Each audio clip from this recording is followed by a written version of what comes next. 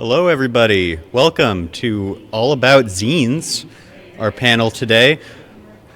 My name is Lincoln. I am a librarian at Alden Library. Let's do a quick round of introductions before we dive into the topic for today. Victor, do you want to start us off?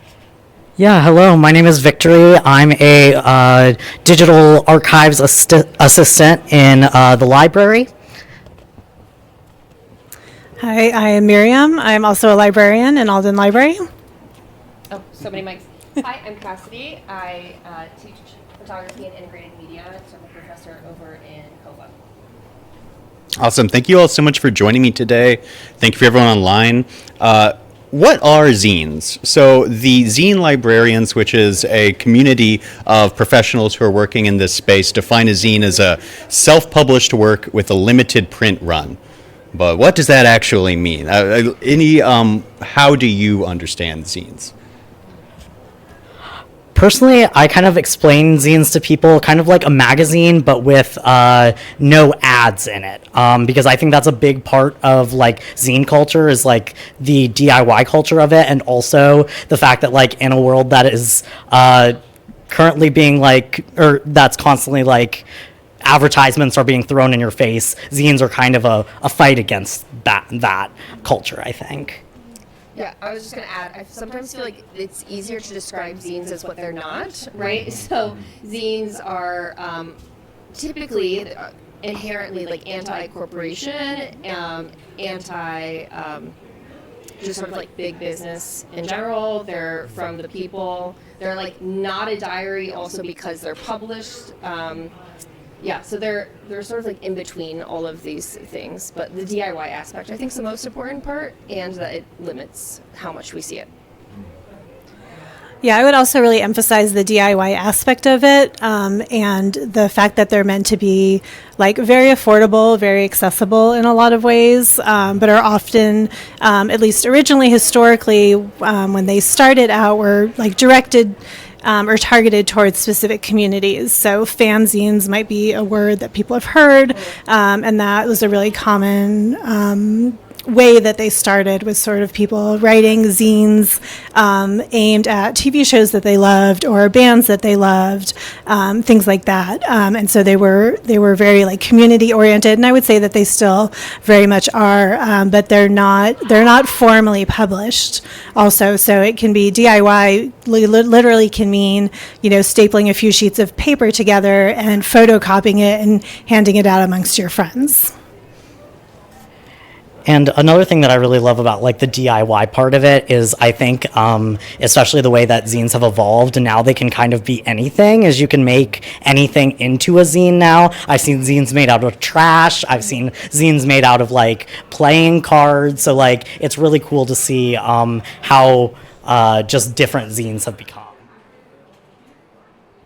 Yeah, I really appreciate having such expertise from y'all, because I could not define a zine if you forced me to. I really agree that this my interest in zines, I think, mostly comes from this kind of like DIY, and for me, it's especially the physical quality of zines. There are digital zines as well, and that's a super cool world, especially today. That's often how zines are shared. Even if they're physical, they might be sold through social media. That's how I first encountered zines, but what really sparked my interest was that physicality, this ephemeral sense of what dorm room was this printed in, that kind of thing. I recently just got a zine from an Instagram account that I found at random, and all of the pages are in the wrong order. And for, if I bought a book at Barnes & Noble and found all the pages in the wrong order, I might be kind of frustrated. I might try to return it. For a zine, that's awesome. It's amazing. This is a unique, one-of-a-kind thing, and that's what kind of makes zines special to me. How did y'all first encounter zines, and what really sparks your passion for them?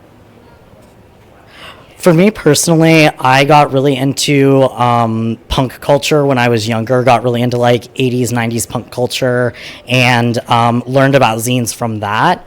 I then started collecting them and making my own, but I really I don't know, but I think I really my love for zines went up when I started reading more about punk culture in college and actually interacting with other people who made zines and getting to like trade them and that kind of thing was when I think I really realized I was like, oh, this is so different than like reading a book or than like anything else I've experienced.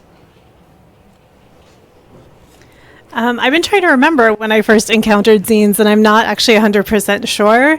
I would say it was more of a peripheral kind of knowledge until I got here and became involved in starting to collect them, which started around the pandemic, maybe just a little bit before. It was a project in collaboration with the art librarian at the time. And those of you who are seeing the slideshow behind us, that is images of examples from zines that are in Alden Library zine collection. There's about 500 in total. And so I've learned a ton about them as I've been helping to develop this collection specifically. And I've been, just fascinated by the variety, which again, you can see just in the images behind, and really interested in the history, because it is so sort of counterculture, against the grain. They've always been a way for people to share stories that are not part of the mainstream, or share opinions, share experiences, and that's really important. And that's partly, maybe I'm getting ahead of myself, but why we're collecting them is because all those stories and experiences are just as important to preserve as any other. I was thinking about this as well. I'm pretty sure the first time I even heard about zines was when I was about to make one in a photography class when I was an undergrad. And my professor, we had gone on this really wonderful photo trip, and were making work in response to that and wanted to make some sort of collaborative piece that kind of honored that experience for us. So it was like working as a group together. And he had mentioned zines, and I never heard of that before. But what was really exciting is it gave agency very, very quickly, right? Like I can decide what I'm saying and how to put it together with other people. Sometimes zines are individually based, but I find that there's so many that are really collaborative, which is exciting. And I also find it's a way of like, especially as a photographer or an artist, getting your work out there without having to have permission or resources or access that can be really, really difficult for a lot of people to have. So yeah, you were talking about, I don't know, we were talking before this about how it's sort of strange to have zine making and we're like online right now at the same time. But I see this echoed in photography as well, this like desire to touch, to hold something. And actually every time I bring my students to the library, and I apologize, we wreck the third floor because we're so excited pulling books down. It's this idea of like looking and touching and this slowing down and going through pages and that sort of tactility. I think especially post-COVID, especially with the rise of AI, people want that more and more. I think that's why my students are gravitating again towards film photography and why we see a rise of that. I think that's why zines are, I think, kind of getting noticed again or like recontextualized and popularized. And that just because we're not moving at this pace doesn't mean it's not research or not relevant. So I'm really excited about this desire for analog and touch again. So yeah, you made so many really great points, but I think that last one is part of what's so important to me. Of course, I work in special collections, and so everything that we do is really hands-on, and we see how important that is to students. And it's interesting, as I said, we started the collection around the pandemic, and I think zines, there was sort of a big influx around the pandemic, and suddenly everybody was making digital zines because that was how you could, share them between people. And I feel like that's really when zines started to go digital. And a little bit more mainstream as well, I think. And a lot of them that are digital online, often the digital version will be free, available to anyone who wants to download it, which is part of that accessibility, this unfiltered sharing of information, that community aspect that I think is so important. And also to your point about people, students wanting to engage with the hands-on. There's a zine making workshop happening, as we speak, also in the library. and there's a lot of people there, which is sort of testament to what you're saying. Yeah. I'm kind of laughing because I realize we're in like the e-sport, I don't know if it's basement, room? Arena, I think. And there's all these screens, but I was saying, actually, I think we're getting really burnt out on screens. I was listening to a podcast about, it's called Ologies. I don't know, maybe it's the ophthalmology. It was this one's, it's, you know that? It's so good. It's one of my favorite podcasts. But they were talking about eyes and how like we aren't, like we're, basically losing quality of eyesight that we used to have because we're not looking far away often enough. And so I think just we're all burnt out and really tired, and there seems like more and more and more, and screens are part of the speed. And there's something about not just the looking and touching, but also the physical rest for the eye to look at a piece of paper and artwork on a piece of paper and not on an endless scroll or yeah, it's good, but it's kind of funny to say in this room where everything's like LED. Yeah. No, that's really interesting. I didn't think about that so much, but I started collecting zines during quarantine, and that was definitely like a need for tactility and a need for connection with other people. And I think kind of back to what I said earlier of like a big part of zine culture, I feel like is so much corporation is being thrown in our face when we're online, and it's like everything, there are ads on everything now, and it drives me crazy. But I think that zines can also be a pushback against that, because it's like you're just getting pure art and nothing else, and I think that's really cool about it. It's so interesting for me to hear just how many different themes come up around zines. And that's one thing that I think is really exciting, is that it's almost this tiny little Venn diagram, overlap between all of these different interesting communities and subcultures and trends in society. I kind of backed into zines originally. I have a pretty vivid memory. I think I was just out of high school, and there was an art store that I visited that was selling old magazines for $1 each. And so I started collecting these magazines, and I just got really into the idea of kind of collecting this print material, and I discovered that zines were this massive world, and I kind of started to dive in. The thing that really made it connect for me was that I started collecting graffiti zines. And the thing that was so cool to me was that, with a couple exceptions, but basically every piece of graffiti documented in a zine I own no longer exists in the quote unquote real world. They've been covered up, or they've been the elements have taken them away, or what have you.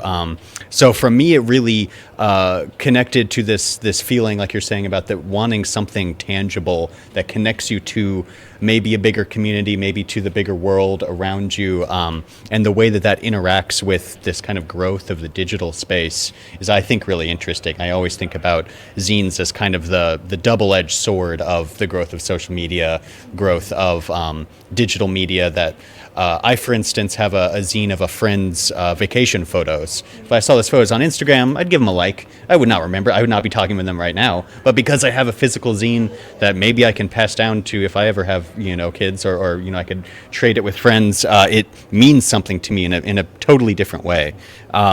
We've talked about collecting a little bit, but maybe in different contexts. So I'm a personal collector. I haven't bought zines in an institutional context, but the Mont Center, the archives here on campus, is collecting zines in an academic research environment. So I'm curious, maybe how do y'all think about collecting when it comes to zines? Are there things that you really excite you, and maybe how do you think about what it means to put a zine on a shelf in maybe an archive or in your own home? Let you take this first. Okay, so I'll speak from the institutional collecting standpoint. But I wanted to respond to so many things that you said, but I'll circle back. So what we're seeking to do is just create a collection that has a lot of variety. And that's partially because of the way zines tend to be used in our library, which is by classes like Cassidy's and students like Victory who are doing research projects, but also are looking for inspiration to create their own zines. And I don't recall if with your last class, if it was like a class zine, which is sometimes what happens where all the students collaborate on a single zine. Yeah, okay. And then sometimes it's each student in the class making their own zine. And so I want to have like a really broad variety of things that will inspire students because everybody is, inspired by different mediums. And so one of the things I think, Victory, that you said previously that I wanted to come back to is, a zine can be all illustration. It can be all photography. It can be all poetry. It can be all scribbles. It can be all text. Like there's no parameters. When thinking about defining a zine, it's the DIY aspect. You also talked about, buying old magazines. So like reusing and recycling and using what's available is a part of it also. So the way that they're used and the way that we collect is to inspire. As well as to inform. And so the other piece of that is trying to collect, this kind of alludes back to what I said previously. We want a lot of stories represented. We want a lot of different people's experiences, people's thinking about or struggling with their identity or with other aspects of their physical bodies or with their personal family history or with some really painful topics like abuse, self-harm. Like these are all topics that it can feel very safe to explore your own experience or feelings or fears or struggles in a medium where, like you said, you don't have to be approved or accepted by a publisher, or on the other hand of that, rejected for your own personal story. And so there's none of that. There's none of those barriers.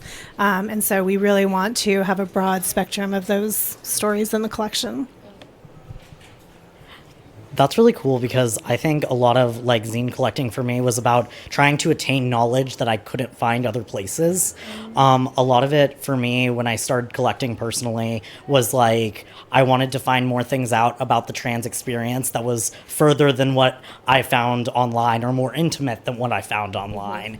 And zines were like a really big education tool for me for doing that. So I think having a variety is like so important because it tells, as you said, all sorts of stories. And it's important to tell all sorts of stories. And I think going through the collection at the Mon Center has really like helped me like, I don't know, like just like see how many more stories there are than even I think about in a day-to-day life, even as someone who studies history and like prides myself on like doing community organizing stuff. I feel like I still am learning so much from just looking at the zines in the Mon Center because I see life experiences I haven't even thought about before there.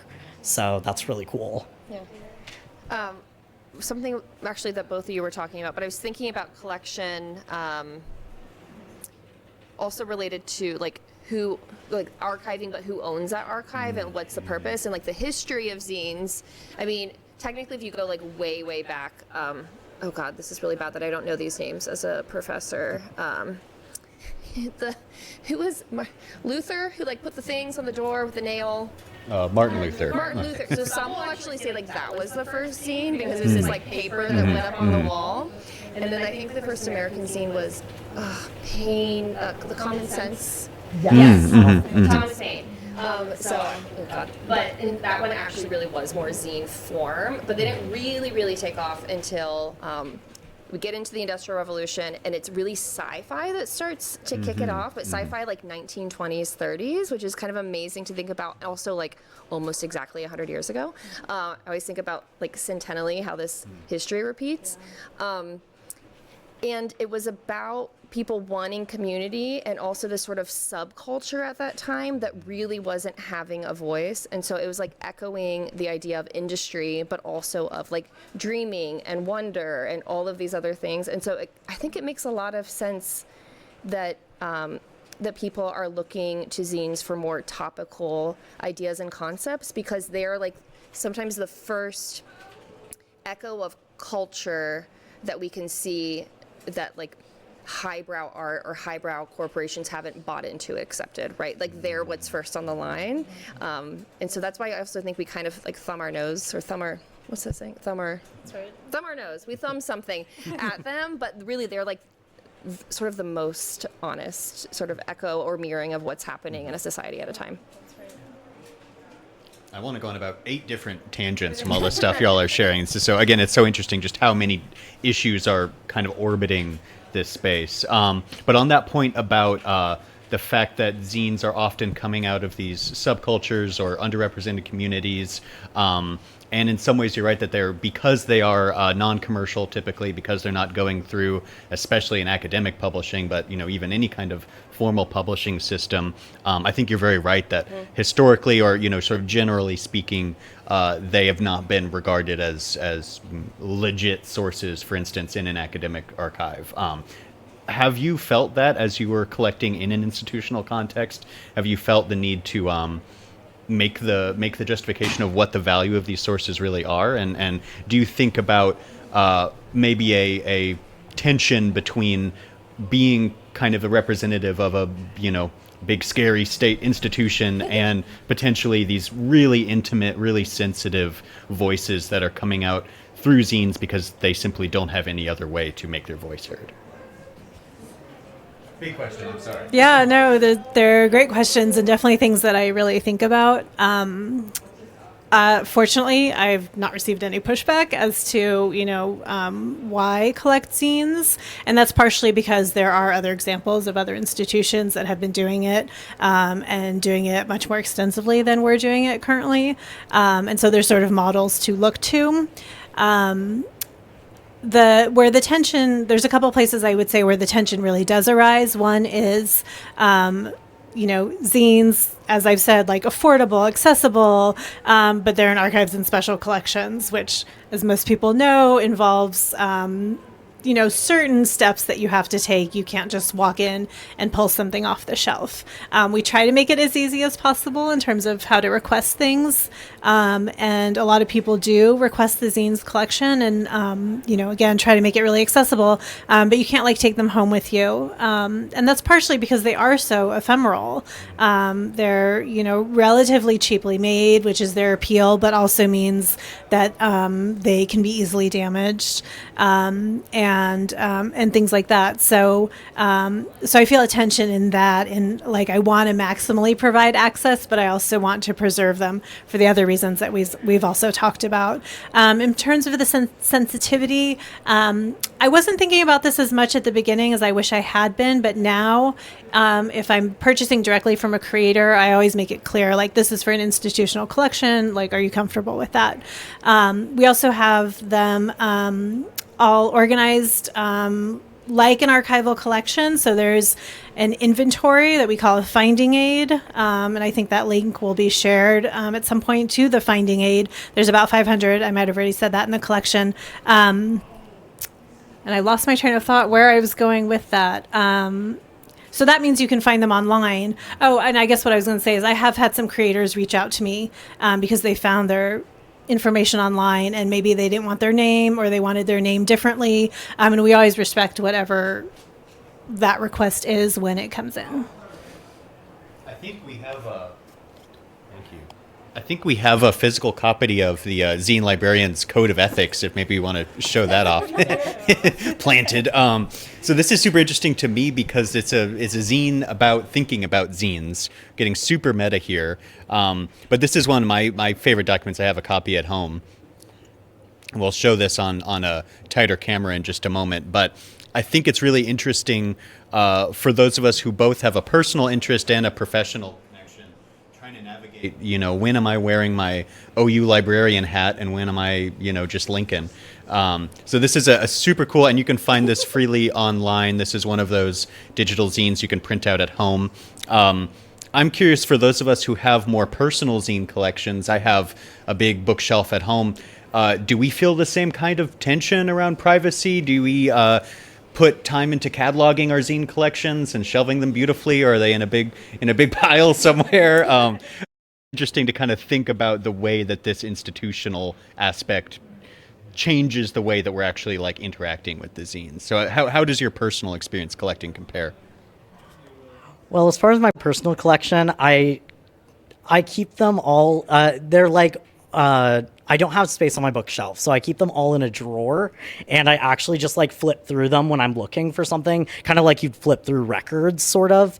But I think that I like having.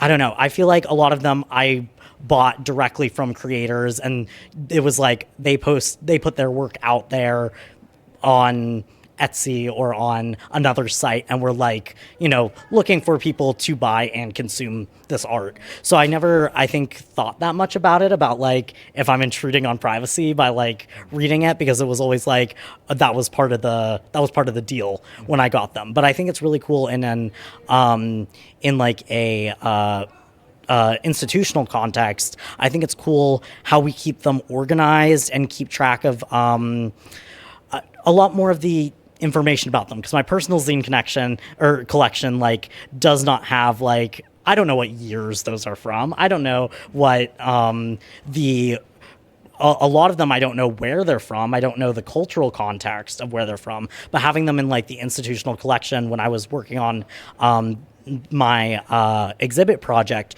was like, oh wow, I can understand like this zine and the politics going on in this place at this time. And that was really cool, I think, which is not, the same experience with my personal collection, but it also is nice to just have a thing of zines that I can look through when I'm looking for certain information, I think. Yeah, it's kind of funny. You were talking about zines related to social media, I think, briefly earlier, like the precursor. And I think that's true. I feel like zines are like Instagram and Facebook and Reddit and like all these other things. And there's sometimes where like I still have Time Hop, and my Time Hop will come up from like 15 years ago, and I'm like, oh my God, wow. I just sort of like immediately cringe at myself. And so there's this world in which I'm like, ooh, I don't know if I'd want that out there, but also it is out there, right? Like that is the risk of social media. And I think in some ways the zines as well exist in this thing of like, if you put it out there, there it is. What I think is amazing is that you allow authors to come back and like have a conversation with them and adjust like what that history is together. But yeah, my zines live tucked in between my books on my bookshelf, so that I'm always surprised when I pull out a book and I'm like, oh yeah. So there's actually no organization. I just want to keep them flat and pressed. Yeah. It's like, in my mind, it's like safe or something that way, but then I just can't see them. I love the surprise. Yeah.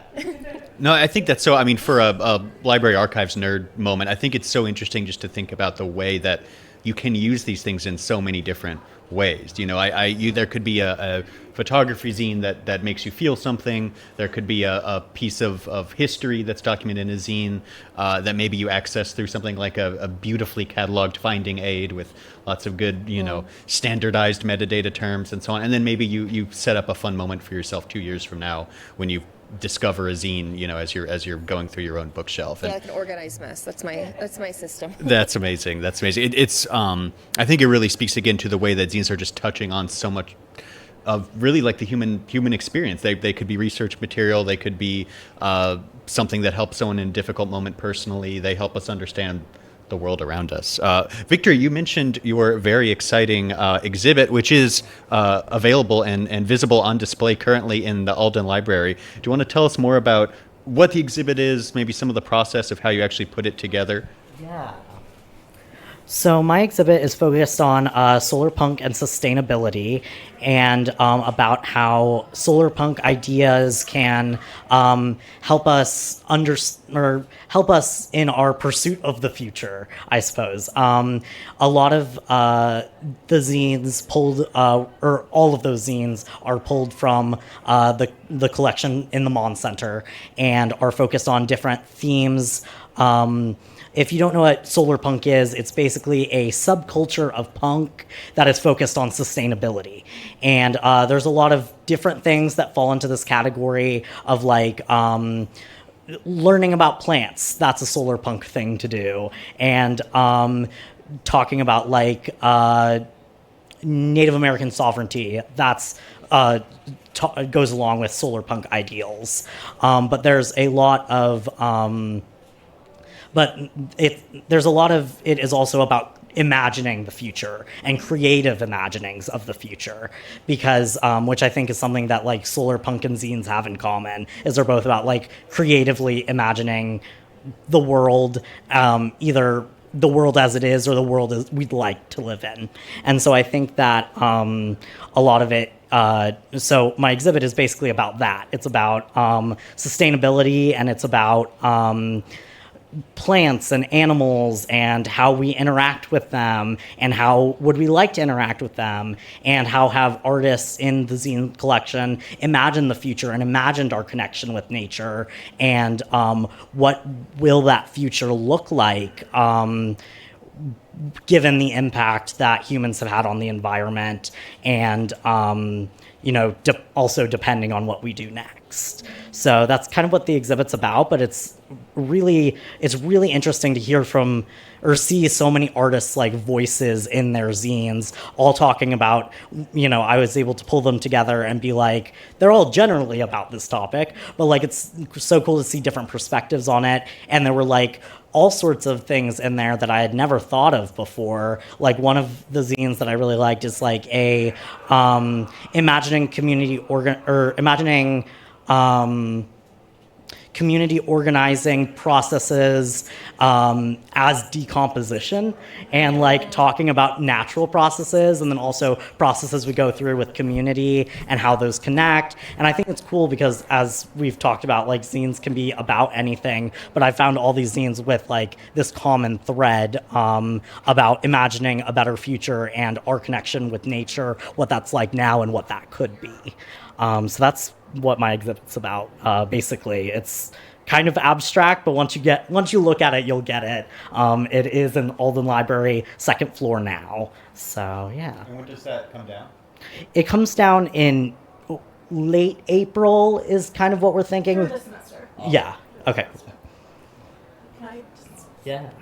I just wanted to add that one thing that you did that I didn't, see it until we installed the exhibit, that I thought was really wonderful and kind of speaks back to a lot of the community aspects of zines that we've talked about, was the way that you, like, each zine stands alone, but also you created communities of zines that are like very much talking to each other, even though they weren't created together. But it feels like that because of the way that you've like thematically organized them and paired them. And I think that that really helps to communicate your message, but also to emphasize like all the different people and people in different places are thinking about these ideas and thinking about them in like unique but also like very interconnected ways. And I just think that's important for like something else that I think has come up is like making people feel less alone, right? That's a big part of like collecting with representation in mind, is so that people, students can see like this is worthwhile. I feel like this, therefore, my story is also worthwhile. So I just, I really admire that about the way the exhibit came together. Thank you so much. And I think what you said earlier also about sustainability being a big part of zine making in itself, I think really like it was just the perfect medium for an exhibit like this, because so much of zine making is about reusing and recycling and creating something out of just what you have on hand, not buying anything new. So I think that it was just like, it really gets across the message I wanted it to get across. That's amazing. Please do check out this exhibit. I spent some time with it earlier today, and I'm going to spend some more. Speaking of community and speaking of Alden Library, we, as Miriam mentioned, currently have a live zine making event happening right now in Alden Library. So wonder if we can kick over to that on the screens for just a moment. We can see community being made in front of us. That's great. Well, that's good. Yeah. Super cool. And the principles that we're talking about are happening there, right? people are cutting up old magazines and reusing pieces. Like collage is a really important part of the DIY and recycling element, and so it is happening in real time right now, which is really fun to see. I was going to add something because you mentioned collage, and actually a lot of what you were saying. One, I just love that it's punk to care about things, first of all, and just the idea of like, oh yeah, all of the zines can feel like very random and sort of one-offs. When you bring them together, it's hopeful. It's like, right, like actually all of these sort of people care. But collage is massive in zines too, whether it's through collaging of text or even like what you said, just random papers put together to get something out. And without getting like too heady about this, but the idea of collage lends itself to like movements of deconstructionalism, right? The idea of taking something apart and putting it back together in order to like make something make more sense or get more meaning out of it is something that we see throughout history. And so I think there's reasons why like collage is so prevalent in these things, and why that room probably has a lot of collage going on, which is exciting. I think it's really interesting to think about creating zines and then collecting and consuming, if that's maybe the wrong word for zines, but collecting, reading, appreciating zines as sort of two sides of the same coin. And I think this collage element, and especially the tradition that's very common in zine culture of because these are non-commercial works, because they're often spread among friends, there maybe are not formal bibliographies very often in zines. There may be some copyright lawyers that might have concerns about certain zines, the way that they're produced. But I think that is really the magic of them. And as we're saying, the way that people can build communities through this medium. I personally collected zines for probably 5 years before I got up the courage to actually give someone a zine that I had made. But as soon as I broke the ice, as soon as I realized that this is something I can do, and to kind of pick up on some themes y'all have said earlier, I can speak in a voice in this context that I wouldn't necessarily speak on my Instagram or on a formal research paper. I get to speak from myself, and I get to do interesting creative work. I do some collage in zines that I've made, and it really provides an opportunity for me to do something that I just couldn't do in any other form. So I'm curious, how do you think about zines as in terms of actually creating them, or the people who are communities that are creating these works? Yeah, I was just going to add it as an educator. That makes me so excited that you felt like you could share those. That's why I really love these as assignments for students in classes, whether they're making them individually or as a group, because typically college students aren't like rolling in money and things are really expensive, and so I feel like there's this idea that, I can't make something because I can't get it out there because I don't have the resources to. And in fact, there are so many other ways to do this, which is why I understand the use of the internet for these things as well. So I think it gives people an avenue to just get something out there and get the conversation going and build up natural interest, which then can lead to more things. So I think that's really, really exciting. And it often, if they're making it as a group, I typically find group projects to be incredibly painful. But for zine making, there's this idea that you have an individual voice and a collective at the same time, and they're often like the best group projects. And right now, College of Fine Arts is undergoing construction, but in the School of Art and Design, which is where I'm at, we actually had a little mini zine library in our front office. So when people are waiting, it kind of is a taste of our school, right? Like it's not just like our corporate website or, the syllabi or all these other things. It's like our students and their voices, and it's anybody can take or add there too, which is really nice. So I hope it comes back in our new building. You just gave me a flashback. In my master's program for my library degree, I worked with the Austin History Center down in Texas to build out materials to help them catalog their zine collections, which are pretty impressive. They've got great stuff if you're ever visiting Austin. But the favorite one that I found, which is tough competition, was a zine that had a note on the back page, and it said, "All papers and ink made in this, in the production of this zine, proudly stolen from UT libraries." And I'm reading this as a UT library student employee, and I would never do such a thing. I respect my institutions, but it really gets to this dynamic aspect of zines, and the fact that there's not many rules in this space, which is really what allows the interesting things to happen. I'm curious, Victor or Miriam, do you have any other perspectives about this idea of like creation and voice coming through zines? Yeah, I think that I've read a lot of zines and I've made a lot of zines, and I think it's been a really unique way to put my voice out there, but also in kind of like you were talking about, in a way that I wouldn't exactly deliver it anywhere in my school email or in a school presentation, and being able to explore myself outside of the context of work and school, which are most of my life, and kind of understand myself as like an individual, just kind of floating through the world. And so I think it's really helped me understand my own voice better. It's helped me in other forms of art outside of zines. It's helped me understand my writing voice better. It's helped me understand my artistic voice better. And it's also helped me get inspired by things I never expected to get inspired by. I do a lot of collaging as well. And I think getting inspired by things that even I don't like or disagree with, when I read them, I can cut them up and make them something new. And I think that's really cool, kind of turning it on its head and getting something, completely new out of something old. I love that last thing you said about finding something you don't like or agree with and then collaging it into, changing the message. And also link in what you were saying previously. I mean, again, like, zines are counterculture, and so that activist and kind of resistance element to them is often really, really important. I was also going to add, because you mentioned it helps with your writing and your research too. I think sometimes we'll think of zines as like just fun, or that because.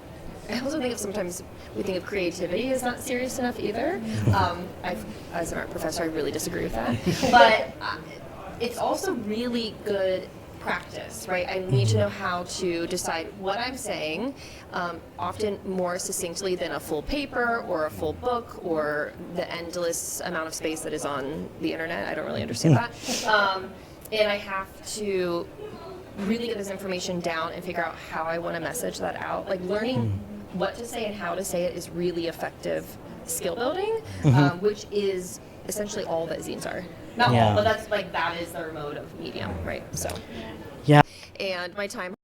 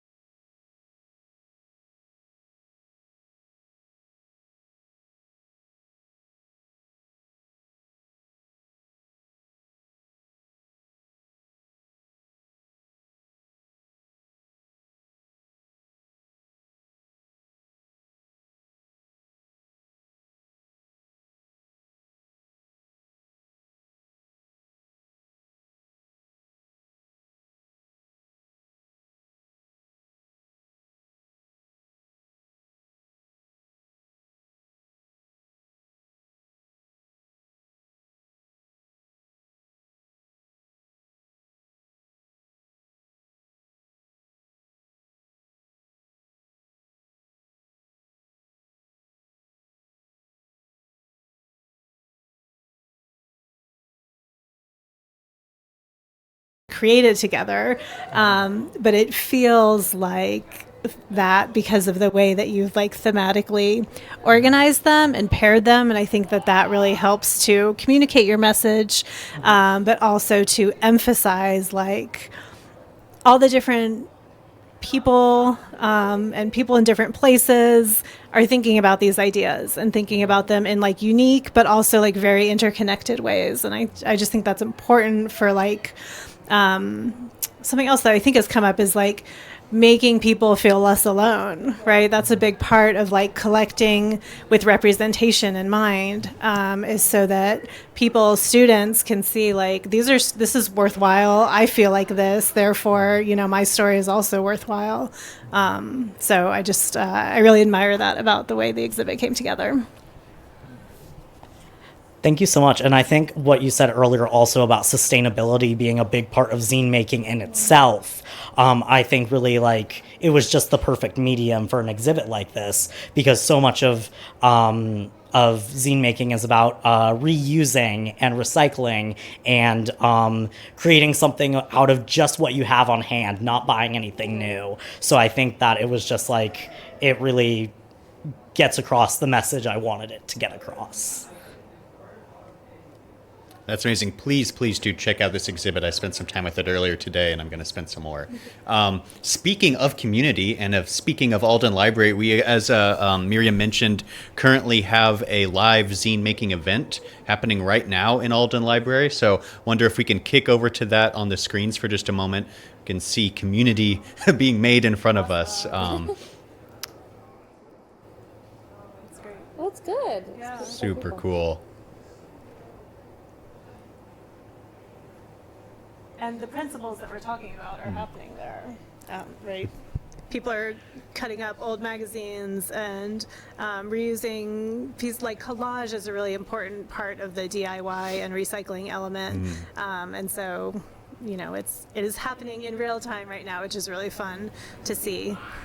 I was going to add something because you mentioned collage, and actually a lot of what you were saying. One, I just love that it's punk to care about things, first of all, and just the idea of like, oh yeah, all of the zines can feel like very random and sort of one-offs. When you bring them together, it's hopeful. It's like, right, like actually all of these sort of people care. But collage is massive in zines too, whether it's through collaging of text or even like what you said, just random papers put together to get something out. And without getting like too heady about this, but the idea of collage lends itself to like movements of deconstructionalism, right? The idea of taking something apart and putting it back together in order to like make something make more sense or get more meaning out of it is something that we see throughout history. And so I think there's reasons why like collage is so prevalent in these things, and why that room probably has a lot of collage going on, which is exciting. I think it's really interesting to think about creating zines and then collecting and consuming, if that's maybe the wrong word for zines, but collecting, reading, appreciating zines as sort of two sides of the same coin. And I think this collage element, and especially the tradition that's very common in zine culture of because these are non-commercial works, because they're often spread among friends. There maybe are not formal bibliographies very often in zines. There may be some copyright lawyers that might have concerns about certain zines, the way that they're produced. But I think that is really the magic of them. And as we're saying, the way that people can build communities through this medium. I personally collected zines for probably 5 years before I got up the courage to actually give someone a zine that I had made. But as soon as I broke the ice, as soon as I realized that this is something I can do, and to kind of pick up on some themes y'all have said earlier, I can speak in a voice in this context that I wouldn't necessarily speak on my Instagram or on a formal research paper. I get to speak from myself, and I get to do interesting creative work. I do some collage in zines that I've made, and it really provides an opportunity for me to do something that I just couldn't do in any other form. So I'm curious, how do you think about zines in terms of actually creating them, or the people who are communities that are creating these works? Yeah, I was just going to add it as an educator. That makes me so excited that you felt like you could share those. That's why I really love these as assignments for students in classes, whether they're making them individually or as a group, because typically college students aren't like rolling in money and things are really expensive, and so I feel like there's this idea that, oh, I can't make something because I can't get it out there because I don't have the resources to. And in fact, there are so many other ways to do this, which is why I like understand the use of the internet for these things as well. So I think it gives people an avenue to just get something out there and get the conversation going and build up like natural interest, which then can lead to more things. So I think that's really, really exciting. And it often, if they're making it as a group, I typically find group projects to be incredibly painful. But for zine making, there's this idea that you have an individual voice and a collective at the same time, and they're often like the best group projects. And right now, College of Fine Arts is undergoing like construction, but in the School of Art and Design, which is where I'm at, we actually had a little mini zine library in our front office. So when people are waiting, it kind of is a taste of our school, right? Like it's not just like our corporate website or, you know, the syllabi or all these other things. It's like our students and their voices, and it's anybody can take or add there too, which is really nice. So I hope it comes back in our new building. You just gave me a flashback. In my master's program for my library degree, I worked with the Austin History Center down in Texas to build out materials to help them catalog their zine collections, which are pretty impressive. They've got great stuff if you're ever visiting Austin. But the favorite one that I found, which is tough competition, was a zine that had a note on the back page, and it said, "All papers and ink made in this, in the production of this zine, proudly stolen from UT libraries." And I'm reading this as a UT library student employee, and I would never do such a thing. I respect my institutions, but it really gets to this dynamic aspect of zines and the fact that there's not many rules in this space, which is really what allows the interesting things to happen. I'm curious, Victor or Miriam, do you have any other perspectives about this idea of like creation and voice coming through zines?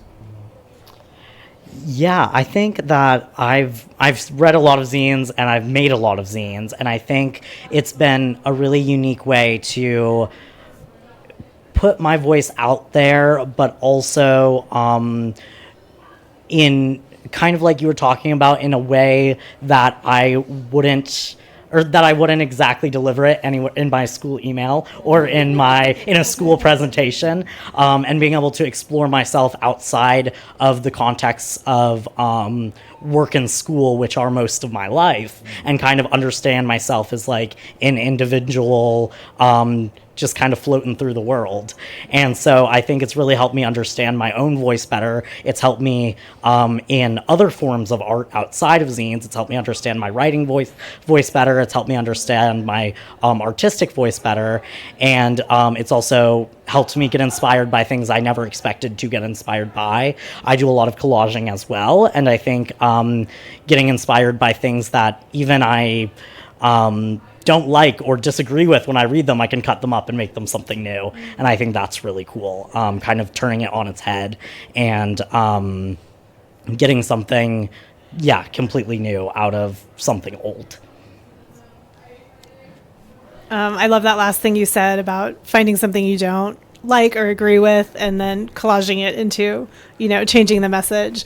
And also link in what you were saying previously. I mean, again, like, zines are counterculture, and so that activist and kind of resistance element to them is often really, really important. I was also going to add, because you mentioned it helps with your writing and your research too. I think sometimes we'll think of zines as like just fun, or that because I also think sometimes we think of creativity as not serious enough either. As an art professor, I really disagree with that, but. It's also really good practice, right? I need to know how to decide what I'm saying, often more succinctly than a full paper or a full book or the endless amount of space that is on the internet. I don't really understand that. And I have to really get this information down and figure out how I want to message that out. Like, learning what to say and how to say it is really effective skill building, which is essentially all that zines are. Not Yeah. all, but that's like, that is their mode of medium, right? So. Yeah, and I think that like goes along with it. As you were saying, it takes a lot of thought to figure out how you want to present your message, and like figuring out like how can I use this format and my artistic skills to kind of back up the message. I think that's one thing that's really cool about zine making. But they're also, I don't know, you can do it in all sorts of different formats, or all sorts of, you can make one out of one piece of paper, you can make one out of 10 pieces of paper. I found there's a bit of a science to making out of more than one piece of paper, because it is indeed hard to get the pages all in the right order.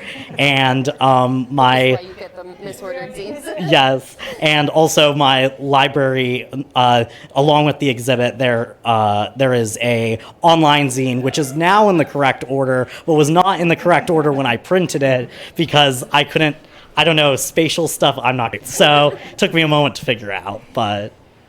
Well, I have to get my hands on one of the original versions then for my full collection. Oh, I do? Okay, great. I have to finish reading it still. Amazing.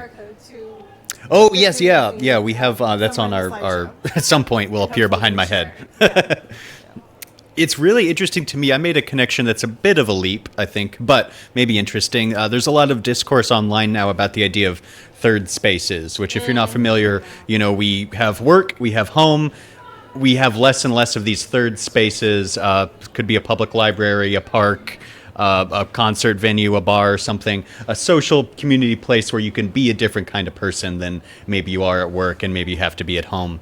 And for me, I've kind of felt that zines are like my third space in terms of output, whether that's academic or creative. I do things professionally as my job, write a lot of emails, I give presentations and workshops, and that I've published, or I have presented academic work and written a lot of academic work, and all of those different venues give you opportunities, but a zine is really a place where I was able to do something different that just wouldn't fit in these other places. And maybe that's part of why they're gaining, or potentially kind of having this renaissance of interest, especially among young people who live constantly in a kind of digitally connected world. The ability, again, to have a physical piece of paper can be like a sensory experience that is really, really dramatically different. Yeah, well, actually, I mean, we were talking about the physical, but as we sit in this room, I do think places like, and I'm just learning about some of these, but like, what around Twitch?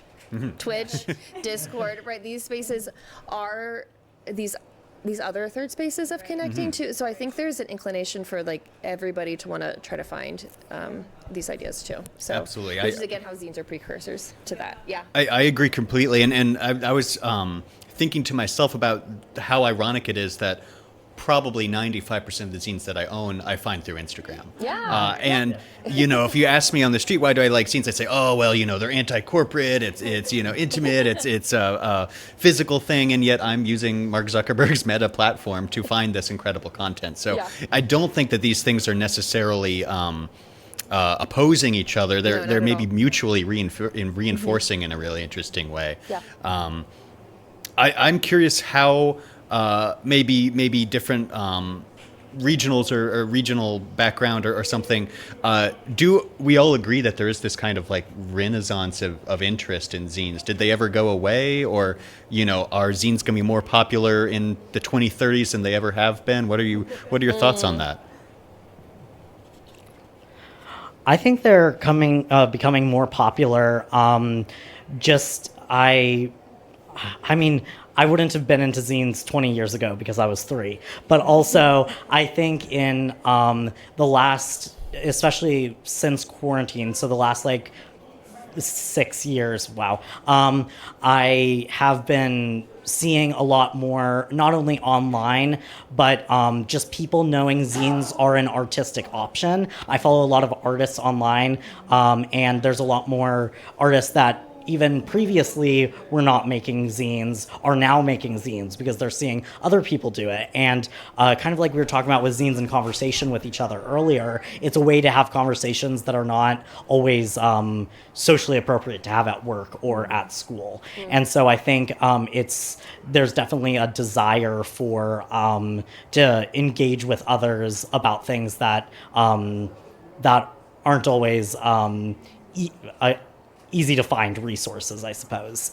But I think there's definitely some sort of renaissance of zines in the past few years. But I'd like to see what the future holds. I hope there are even more zines because I'd love to see them.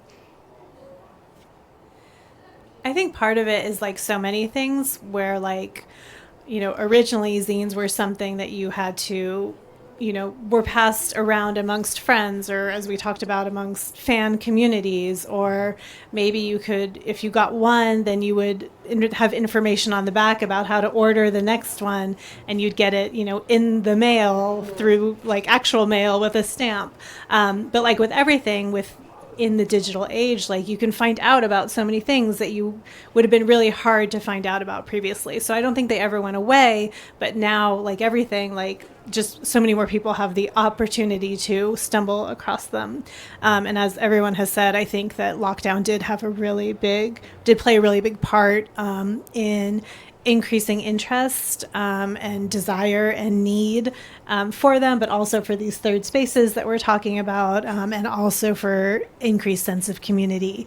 And now as we are 6 years, I won't say past, but past lockdown at least, now we're circling back to that, real need for actual personal interactions and tactility and engaging with the physical again. So I think it is a continuum. And like Victor, I hope that it continues to grow and that more people do feel empowered to become involved in creating, collecting, talking about zines.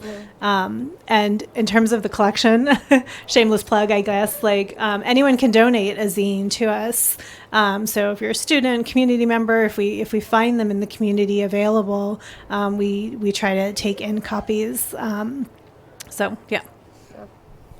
I think I talked a little bit about it with film photography and all these other things. So I do think there's people who are, they didn't go away, but we're thinking about them again.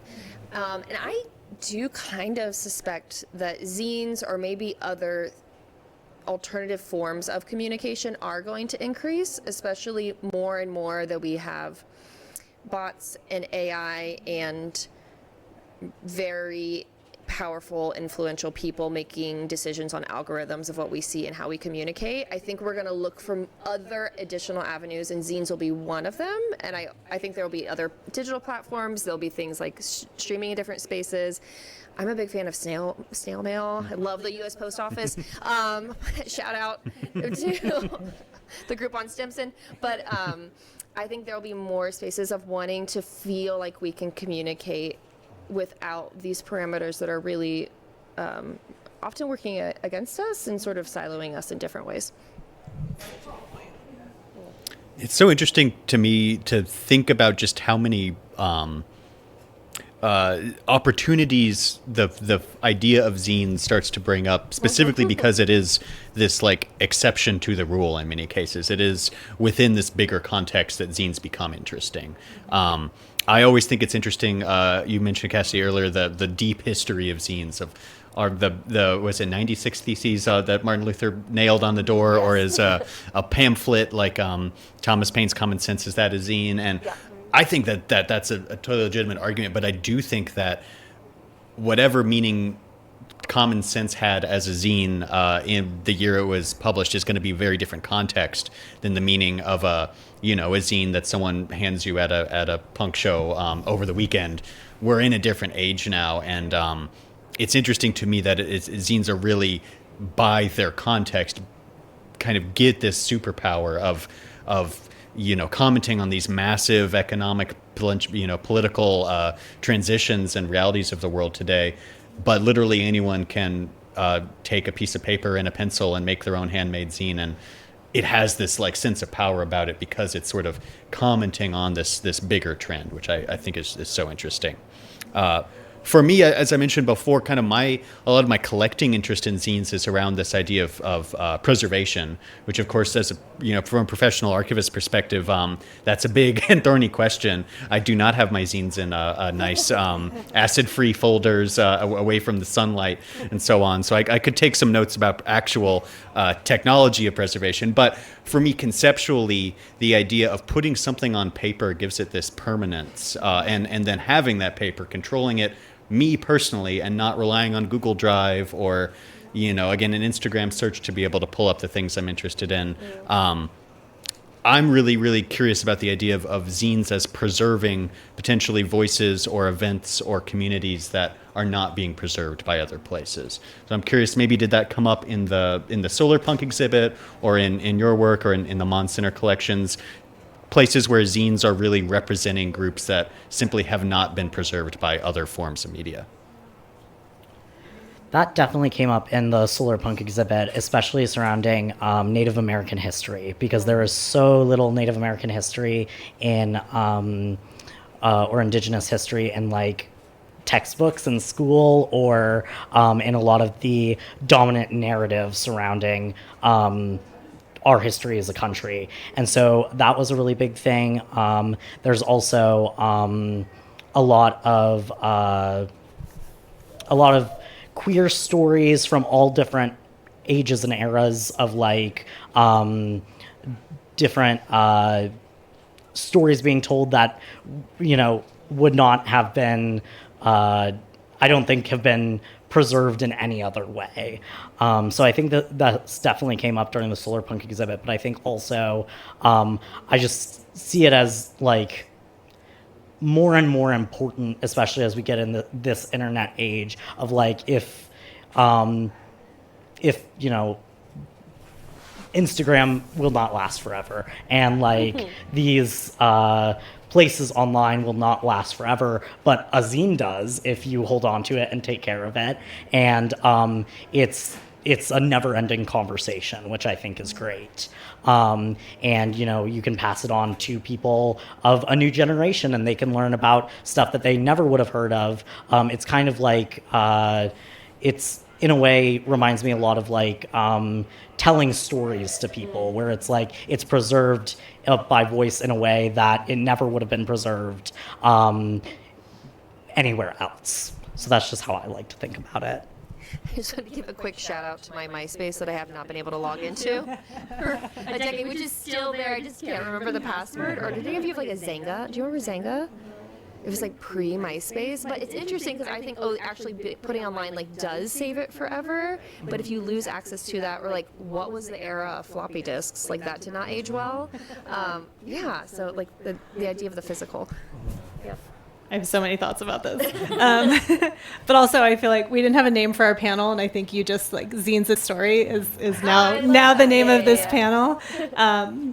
But the preservation piece is really tricky, and I think most people think like digital is somehow has more longevity, but it's not true at all, because of course floppy disks and countless other formats that we no longer can access, or you need like extremely specialized machinery, which most normal institutions like ours do not have. Whereas paper, if you keep it out of the sun and keep it out of the wet and things like that, it will last a really, really, really, really long time.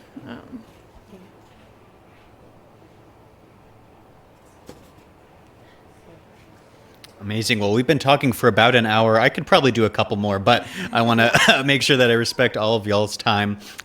For me, it's so interesting to hear these recurring themes about, again, like this opportunity that's presented by zines. So if you're watching, maybe you're totally new to zines, they can provide you a way that you can put your voice out into the world, maybe into a fancy Mon Center type archive, and actually preserve potentially a part of your community, a subculture you're in, a weird niche interest that you can't bore your friends with anymore. You can put it on paper with a zine, and it again can gain this context through that physicality. It can be preserved through time. It can end up in an archive or in a personal collection and be treasured for generations. And no one can stop you from doing it as long as, I mean, you don't even necessarily need a stapler, but if you can get some pieces of paper, a stapler, you can actually make a historical document in a way that, an academic publishing system or other types of media is just not possible, or it doesn't at least seem possible for a lot of people. There's intimidation and challenges to access. That's kind of my concluding thoughts, is just that it's a never-ending story for zines, and I really hope that we are right, that they will continue to gain more kind of interest and value over time, because there will be voices preserved through zines that are simply not going to be found in other places. And I want those voices kept for, people in generations or hundreds of years from now, to be able to know what people were really thinking and saying today, and not necessarily just what the fanciest PhDs were saying about a given topic. You too can actually make a real intervention in something you care about. Do you all have any kind of concluding thoughts about the never-ending story of zines? I do really like that. I think my main concluding thought is just like, if you're out there and you are at all inclined to make a zine, just mess around with it for a little while. Like, just make it happen. It doesn't have to be, the first one never has to be well thought out or beautiful or any of those things. It's all about just getting your thoughts down on paper. So I think that, like, keep creating, keep making things, and put it out there if you're comfortable. Yeah, I think my concluding thoughts are similar. I think I've learned so much by working on creating a collection that I hope inspires and provides meaning to people. And I want to keep growing the collection, so I hope that people, very much continue creating. But I think that piece that has come across over and over again, which is like, no one can tell you how to make your zine. It will be whatever you want it to be. You can give it to whoever you want or not. But just having those outlets to express however you feel most comfortable expressing or most inspired to express, it's really important to, like, follow those impulses and not tamp them down. And I think zines can offer a really easy, affordable, zero pressure way of letting things out. Yeah. Oh, so many microphones.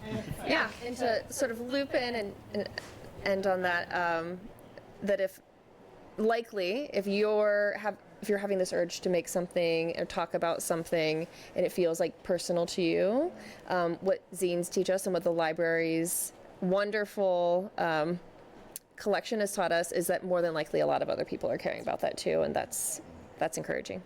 So. Well, I feel inspired today. Thank you all so much for watching. Thank you all for joining me. Go check out Victory's exhibit on the second floor of Alden Library. Check out the Mon Center collections by appointment, yes? Yes. By appointment or with a class visit. There will be a link. We'll send a link out in the chat for that. Check out the Mon Center zine collections on the 5th floor. Make a zine as a class project if you have a cool professor like Cassidy. Yeah. And make your own zine. Start your own personal collection. If you don't want to deal with Alden, you don't have to wait for us. Thank you all.